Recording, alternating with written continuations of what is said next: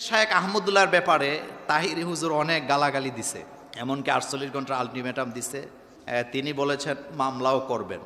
আহমদুল্লাহকে, আরে আহমদুল্লাহর গনার টাইম আমরা আছে। এই জন্য যে আহমদুল্লাহ এই কথা বলেছেন তাকে বলবো আমি 48 ঘন্টা সময় দিলাম। শেখ আহমদুল্লাহ সাহেবের মূল ভিডিওটা কি ছিল আপনারা দেখবেন। আল্লাহর ধন রসুলকে দিয়া আল্লাহ গেলেন গায়েব হইয়া, নওজুবিল্লাহি মিন যালিক। আল্লাহর দনেরা সুলকি দিয়া গেলেন আল্লাহ গায়েব হইয়া, রাসূলের ধন খাজা পাইয়া শুইয়া আছে আজ বিদে, কেউ ফিরে না খালি হাতে, খাজা তোমার নওজুবিল্লাহি মিন যালিক। কি বলে এগুলা? এত কথা শেখ আহমদুল্লাহ সাহেবকে নিয়ে বাংলাদেশে হলো, আমি তো দালাল হয়ে গেছি। মানুষ বলতেছে, কতজন তো আমাকে নিয়ে কত কথা বলতেছে, যে ভাই আমার নিয়ে গালমন্দ করেছে, সমালোচনা করেছে, আমি তার জন্য দোয়া করি, আল্লাহ তাকে হেদায়েত দান করুক, আল্লাহ তাকে মাফ করে দেখে। আমি মুস্তাফিজ না থাকলে দেশের জাতির দিনের অতটা ক্ষতি হবে না। একজন শায়েখ আহমদুল্লাহ না থাকলে এদেশের এ জাতির এ দিনের অনেক বড় ক্ষতি হবে। শায়েখ আহমদুল্লাহ সাহেবকে নিয়ে এই কথাগুলো যারা বলতেছে, মূলত শায়েখ আহমদুল্লাহ ব্যক্তি আহমদুল্লাহ টার্গেট না, মূলত তার প্রতিষ্ঠান টার্গেট। 40 বছরে রাসূল আকরাম সাল্লাল্লাহু আলাইহি ওয়াসাল্লাম নবুয়ত পেয়েছিলেন নাকি তার আগেই পেয়েছিলেন? রাসূল করিম সাল্লাল্লাহু আলাইহি ওয়াসাল্লাম আসলে নবী হয়েছে কবে? আমি আপনার সাথে বহস করব, আপনার জ্ঞানকে আমি আলটিমেটাম দিলাম, চ্যালেঞ্জ দিলাম, কার সাথে কি ভাই। কিছু কিছু আকীদার মানুষ একজন আলেমকে যেভাবে অবমূল্যায়ন করে, যেইভাবে ট্রিট করে, একজন মুশরিক, মুনাফিক, কাফেরকেও এইভাবে অবমূল্যায়ন করে না। আসসালামু আলাইকুম। আপনি কি জানেন কেন এমন হচ্ছে? আলেম আলেমের লড়াই। কোন আলেম ঠিক বলছে আর কোন আলেম বেঠিক বলছে। একজন আর একজনকে কাফের বলছে, মামলা করছে, উল্টো পাল্টা কথা বলছে। যেই কথাগুলো একজন আলেমের মুখে শোভা পায় না। ওয়াজ মাহফিলের ময়দানে একজন আলেম 1.5 ঘন্টা থেকে 2 ঘন্টা বা তার বেশি বক্তব্য রাখে। এই বক্তব্য রাখতে গিয়ে অনেক ভুলভ্রান্তি হয়ে যায়। এটা স্বাভাবিক ব্যাপার। এখন যদি সেই ভুলগুলো নিয়ে সোশ্যাল মিডিয়ায় সমালোচনা করি, তাহলে সেটা আমি মনে করি ভালো দিক নয়। তাতে করে কি হয়, জনসাধারণের কাছে সেই আলেমকে ছোট করা হয়। তুমি যখন অন্যজনের ভুল ধরবে, তখন তোমার ভুল ধরার জন্যে অনেকে তৈরি হয়ে থাকবে।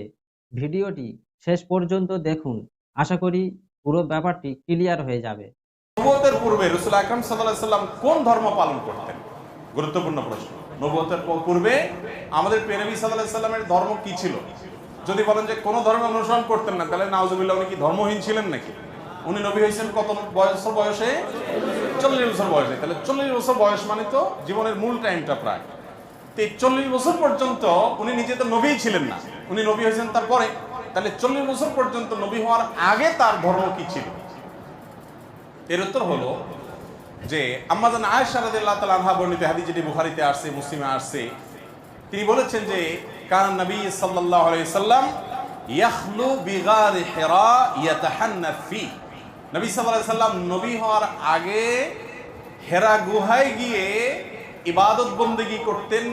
ইয়াতাহান্নাফ এর তরজমা ইবনে হাজার আসকালানি মানুষ অনেকে বলেছেন ইয়াতাহান্নাফ, অর্থাৎ ইব্রাহিম আলাইহিস সালামের যে দ্বীনে হানিফ ছিল, ওই দ্বীনে হানিফের উপরে তিনি অটল থাকতেন, অবিচল থাকতেন। সমাজের বিভিন্ন অপরাধ, এগুলোর যে আপনার কি বলে এটাকে, এগুলোর যে ছোঁয়া, এগুলোর যে আঁচ, এগুলো নবীজি সাল্লাল্লাহু আলাইহি সাল্লামের গায়ে তিনি লাগাতে দিতেন না, বরং তিনি হেরা গুহায় গিয়ে আল্লাহর ইবাদত বন্দেগী করতেন। ইব্রাহিম আলাইহিস সালামের যে মিল্লাত ছিল, মিল্লাতে ইব্রাহিমী যেটাকে বলা হয়, এই মিল্লাতে ইব্রাহিমের উপরে নবী করিম সাল্লাল্লাহু আলাইহি সাল্লাম ছিলেন। তাহলে তার নবুয়তের আগের যে সময়টা, এই সময়টাতে তার যে দিন ছিল, এটা ছিল দিন ইব্রাহিম। কোন দিন ছিল? তার বাবা পূর্বপুরুষ ইব্রাহিম আলাইহিস সালামের দিন এবং মিল্লাতের উপরে ছিলেন, এবং সেই মিল্লাত, সেই আকীদা এবং সেই মানের উপরে থেকে তিনি গারে হেরায় গিয়ে আল্লাহ তাআলার জিকির, আল্লাহর স্মরণ, দোয়া করতেন। নবী করিম সাল্লাল্লাহু আলাইহি সাল্লাম মক্কায় জন্ম হয়েছে তার, মক্কায় বড় হয়েছেন, 40টা বছর নবী হওয়ার আগ পর্যন্ত এখানে কাটিয়ে দিয়েছেন। আল্লাহ রাব্বুল আলামিনের নবী হওয়ার একটা প্রমাণ এটাও যে 40 বছর একটা সমাজে একটা অন্যায় এবং শিরকের সমুদ্রের মধ্যে ছিলেন, কিন্তু শিরকের এক ফোঁটা পানি, কাদা, ময়লা, নোংরা কোনো কিছু তার শরীরকে, তার ব্যক্তিত্বকে, তার আমলকে, তার বিশ্বাসকে এক মুহূর্তের জন্য স্পর্শ এটা সম্ভব শুধুমাত্র তার বেলাতে যাকে রক্ষা করেছেন স্বয়ং তার নবী মুহাম্মদ সাল্লাল্লাহু আলাইহি সাল্লাম। মক্কায় সবাই যখন মূর্তি পূজা করে, সবাই যখন শিরক করে, সবাই যখন শিরকের ভিতরে নিমজ্জিত, সবাই যখন বিভিন্ন জাহিলি যুগের কর্মকাণ্ডে নিমজ্জিত, গোটা সমাজ একদিকে যাবে, একটা মানুষ স্রোতের বিপরীতে একা একা টিকে থাকবে, কেউ তাকে ওয়াজ নসিহত করে কনভিন্স করছে, এরকমও না। এটা হতে পারে শুধুমাত্র কিসের মাধ্যমে? আল্লাহ তাআলার হেফাজতের। তো নবী হওয়ার আগে তিনি মক্কার মানুষদের এই শিরকপূর্ণ যে দিন, এটার অনুসারী ছিলেন।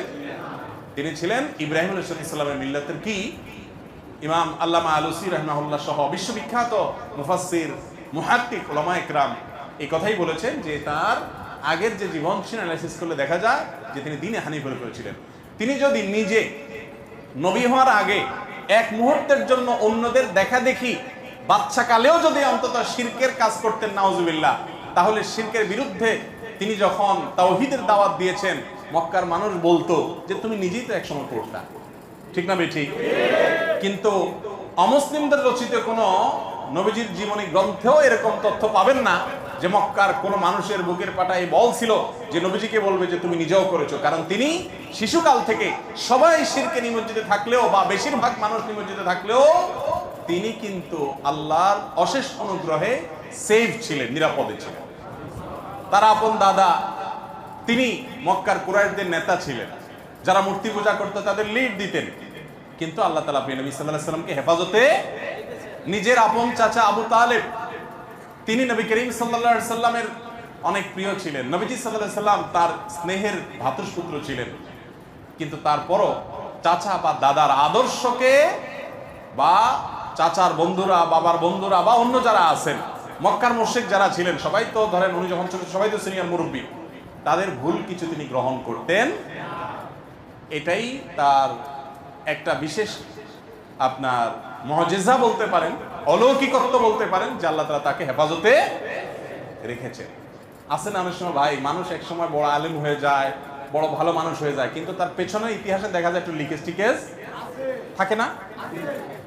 মানুষটা ভালো কিন্তু এককালে হয়তো এই কাজটা করছে, এই কথাটা বলছে, সে নিজেও এটার জন্য লজ্জিত, এখন কিন্তু বলে ফেলছে, তখন বুঝে নেই। যারা নবী হন, শুধু আমাদের নবীজি না, যারা নবী হন সমস্ত নবী রাসূলদেরকে আল্লাহ তাআলা এইভাবে শিশুকাল থেকে, মায়ের গর্ভ থেকে, দুনিয়াতে আসার পর থেকে নিয়ে তাদেরকে আল্লাহ তাআলা গোটা সমাজের আগুনের আঁচ থেকে আল্লাহ তাআলা বিশেষভাবে সেভ রেখেছেন। এই জন্যই তারা নবী এবং রাসূল হয়েছে। আল্লাহ তাআলা তাদের প্রতি রহমতের বারিধারা বর্ষণ করুন। আশা করি পুরো ব্যাপারটি বুঝতে পেরেছেন। তো সবাই ভালো থাকবেন, সুস্থ থাকবেন। আসসালামু আলাইকুম।